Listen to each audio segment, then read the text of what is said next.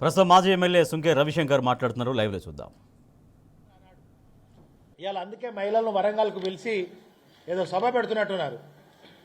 నేను సీఎం రేవంత్ రెడ్డి గారిని నిజంగా నీకు చిత్తశుద్ధి ఉంటే, దమ్ముంటే, చేతనైతే, నీకు ఒకవేళ మహిళల మీద ఏమైనా గౌరవం ఉంటే ఈ రోజే ఈ 25,000 ఇవాళ నుంచి మీ ఖాతాలలో పడతాయని చెప్పాలి. ఈ రోజు నుంచి మీ ఖాతాలలో మహిళలకు మేము చెప్పినటువంటి గత సంవత్సరం చెప్పినటువంటి ఏదైతే 2,500 ఇస్తామని చెప్పినామో అది ఈ రోజు నుంచి ఈ సభ ద్వారా రేవంత్ రెడ్డికి, కాంగ్రెస్ ప్రభుత్వానికి చిత్తశుద్ధి ఉంటే, దమ్ముంటే, మహిళల మీద గౌరవం ఉంటే మీరు మాట ఇచ్చాం, పూర్తి చేశామని చెప్పారు. ఎన్ని అబద్ధాలు అసలు, ఎంత ఘోరం ఇది. మాట ఇచ్చాం పూర్తి చేశామంటే దాని అర్థమైంది. అసలు పూర్తి చేసినామంటే ఇప్పుడు ఫర్ ఎగ్జాంపుల్ వాళ్ళు తులం బంగారం కళ్యాణ లక్ష్మి కేసీఆర్ గారు ఇచ్చిన 1,00,000తో పాటుగా తులం బంగారంతో పాటుగా 1,00,000 రూపాయలు ఇస్తున్నాము, పూర్తి చేసినాం. ఇస్తున్నారా అంటే ఈ రాష్ట్రంలో ఒక్కరికైనా ఇస్తే చెప్పండి. ఒక్కరికి లేదు. కేసీఆర్ గారు ఇచ్చినటువంటి రైతు బంధు ఆనాడు కేసీఆర్ గారు ఆనాడు నిజంగా రైతు బాంధవుడు కనుక పెట్టుబడి సాయం కింద ఎకరాన 10,000 రూపాయలు అందించాడు. దాన్ని మేము ఆ ప్రభుత్వం రాగానే వెంటనే ఏం చెప్పిండంటే 15,000 ఇచ్చేస్తాం రైతు భరోసా అని చెప్పిండు. ఒకవేళ ఈ రాష్ట్రంలో ఒక్కరికైనా రైతు భరోసా 15,000 ఇచ్చి ఉంటే మీరు విజయోత్సవాలు చేయొచ్చు, ఈ సభలు కూడా పెట్టుకోవచ్చు. విజయోత్సవాలు కూడా ఈ నెల నుంచి ప్రారంభం చేస్తున్నాం, విజయోత్సవాలు చేస్తున్నాం. విజయోత్సవం అనేటువంటి ఎందుకు చేస్తారు, ఎప్పుడు చేస్తారు విజయోత్సవం అంటే ఏదన్నా వాళ్ళు చెప్పింది సాధించి ఇస్తే. ఫర్ ఎగ్జాంపుల్ కేసీఆర్ గారు కాళేశ్వరం ప్రాజెక్టు కట్టి గాయత్రి పంప్ హౌస్ ద్వారా నీళ్లను నింపి, మిడిమానర్లో నింపి, రంగనాయక సాగర్, మల్లన్న సాగర్, కొండపోచమ్మ దాదాపు 45 లక్షల ఎకరాలకు నీళ్లు ఇచ్చి పంట పండి భూమికి బరువైతుందా పంట పండినప్పుడు విజయోత్సవాలు రైతులు చేశారు, పాలాభిషేకాలు చేశారు కేసీఆర్ గారికి. అలాంటిది నువ్వు ఏదైనా ఒకటి ఏదైనా చెప్పిన దానిలా, గత ఎన్నికలలో చెప్పిన దానిలా ఒక్కటంటే ఒకటి చేసి ఉంటే విజయోత్సవ సభలు చేయాలి. విజయోత్సవం అంటే ఏంటిదో తెలంగాణ ప్రజలకు మరి వాళ్ళు ఎట్లా చెప్తున్నారో, ఎందుకు చేస్తున్నారో విజయోత్సవాలు అనేది నాకైతే అర్థమైతలేదు. తెలంగాణ ప్రజలను ఏడాది కింద చెప్పినటువంటి మాటను ఒక్కటి కూడా అమలు చేయనందుకు విజయోత్సవమా? రైతు భరోసా ఎగ్గొట్టినందుకు విజయోత్సవమా? 2,000 రూపాయల పెన్షన్ మా అవ్వ బాపులకు ఇస్తాన్న 4,000 రూపాయల పెన్షన్ పెంచి ఇచ్చినందుకు లేదా ఎగ్గొట్టినందుకు విజయోత్సవమా? మా అక్క చెల్లెళ్లకు తులం బంగారం కేసీఆర్ గారు ఇచ్చిన 1,00,000తో పాటుగా తులం బంగారం ఇచ్చినందుకు విజయోత్సవమా? లేదా మా యువతకు అందరికి స్కూటీలు ఇస్తా అన్నారు, అవి ఇచ్చినందుకు విజయోత్సవమా? లేదా రుణమాఫీ ఏకకాలంలో చేస్తాం, అందరికి చేస్తాం అని చెప్పి ఏకకాలంలో రుణమాఫీ తెలంగాణలో చేసినందుకు విజయోత్సవమా? దేనికి విజయోత్సవం? డిసెంబర్ లోపు 2 లక్షల ఉద్యోగాలు కాంగ్రెస్ ప్రభుత్వం ద్వారా ఇస్తామని ఇచ్చినందుకు విజయోత్సవమా? దీనిలో ఈ పేపర్లో కూడా ఇందిరమ్మ ఇండ్లు అని అన్నాడు. ఇందిరమ్మ ఇండ్లు కూడా మరి ఎన్ని లక్షల ఇండ్లు ఈ రాష్ట్రంలో ఇచ్చిరో తెలియదు. ఇందిరమ్మ ఇండ్లు ఇచ్చినందుకు కూడా మరి వాళ్ళ మాట ఇచ్చాం, పూర్తి చేశామంటే చాలా ఆశ్చర్యానికి గురవుతున్నది. సో ఇదే సందర్భంలో మరి రేవంత్ రెడ్డి గారిని నేను ఒకటే తెలంగాణ ప్రజల పక్షాన అడుగుతా ఉన్నా. హైడ్రా పేరుతోటి పేద బడుగు బలహీన వర్గాల 40 ఏళ్ల కింద 30 ఏళ్ళు కింద కట్టుకున్న ఇండ్లలో ఉన్నటువంటి పేదలను వాళ్ళ ఇండ్లు కూలగొట్టి వాళ్ళను బజార్ కీడ్చినందుకు ఇవాళ విజయోత్సవమా? అదే కాకుండా లగచర్లలో వాళ్ళ భూములు లాక్కొనే ప్రయత్నం చేసి వాళ్ళను లాఠీ చార్జ్ చేసి వాళ్ళకు సంఖ్యలు వేసి రాత్రిపూట 3rd డిగ్రీ ప్రయోగం చేసి ఇవాళ వాళ్ళను రోడ్డు మీదకి ఈడుస్తున్నందుకు నీ రియల్ ఎస్టేట్ వ్యాపారం కొరకు లగచర్లలో జరుగుతున్నటువంటి దాష్టికం తెలంగాణని వల్ల ఒక రావణ కాష్టాన్ని తయారు చేసినాం. ఇందిరమ్మ రాజ్యంలో ఆనాడు ఎమర్జెన్సీ పెట్టింది. మళ్ళీ తెలంగాణలో ఇవాళ ఎమర్జెన్సీ జరుగుతున్నందుకు విజయోత్సవాల అనేది తెలంగాణ ప్రజలు ఇవాళ అడుగుతా ఉన్నారు రేవంత్ రెడ్డి గారు సమాధానం చెప్పాలి. ఏం సాధించినవని ఇవాళ ఏం సాధించినవని విజయోత్సవ సభలు ఇలా వరంగల్లో సభ జరుగుతున్నది, మళ్ళీ మన కరీంనగర్ కూడా వస్తాడట.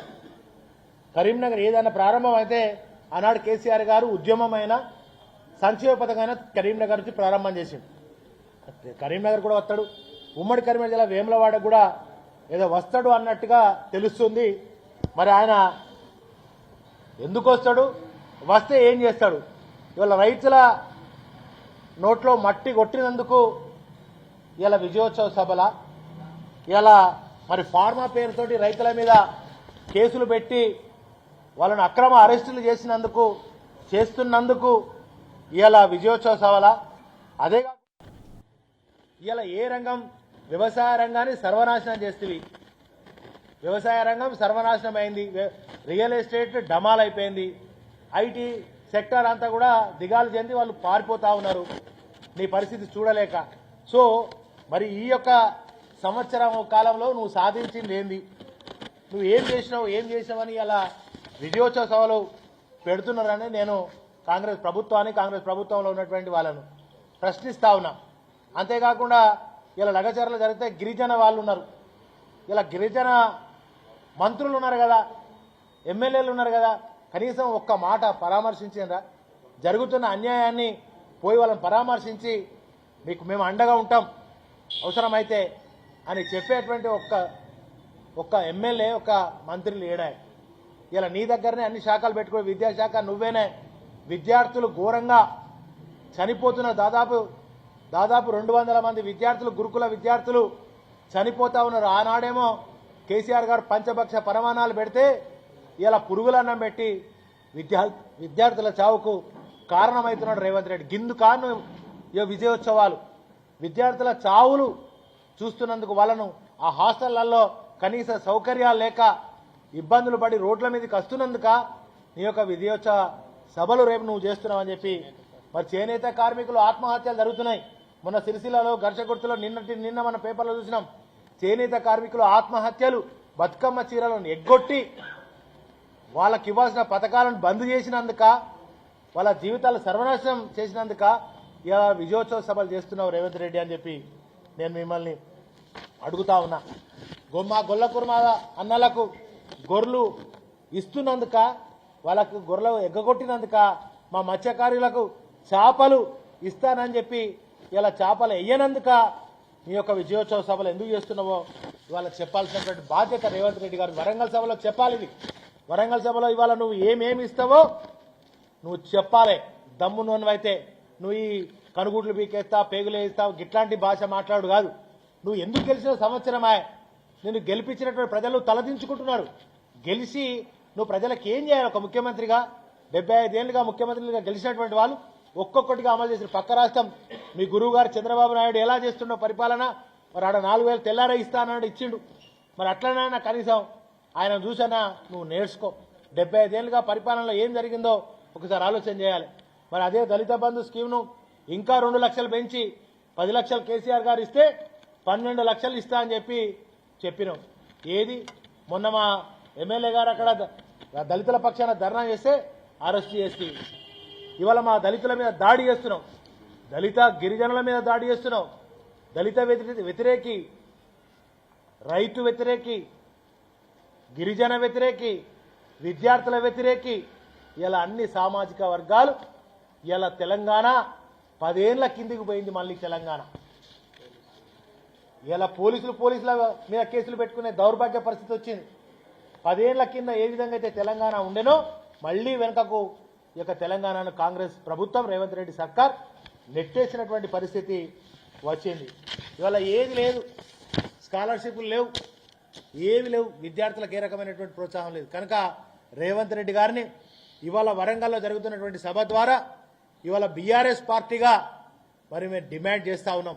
వెంటనే నువ్వు చెప్పినటువంటి 6 గ్యారెంటీలు, 420 హామీలు ఏవైతే ఉన్నాయో అవన్నీ కూడా రేపటి నుంచి, ఈ రోజు నుంచి అమలైతాయి.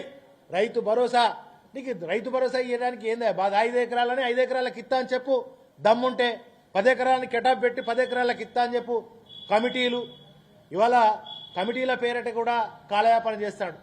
కమిటీల పేరిట కాలయాపన జరుగుతుంది తప్ప ఒక్క సంక్షేమ పథకాన్ని కూడా ఇవ్వలే. ఇలా బస్సులు తుస్సుమన్నాయి. ఆనాడు 10 బస్సులు నడితే ఇలా 5 బస్సులు చేసినావు. ఇలా బస్ స్టాండ్లలో బస్సులు ఆగుతలేవు. నువ్వు బస్సు ఒకటి సక్సెస్ అని అనుకుంటున్నావు, కానీ బస్సు కూడా అట్టర్లీ ఫ్లాప్. కాంగ్రెస్ ప్రభుత్వం తెలంగాణ రాష్ట్రంలో సంవత్సరంలో అట్టర్లీ ఫ్లాప్ ప్రభుత్వం అయిపోయింది.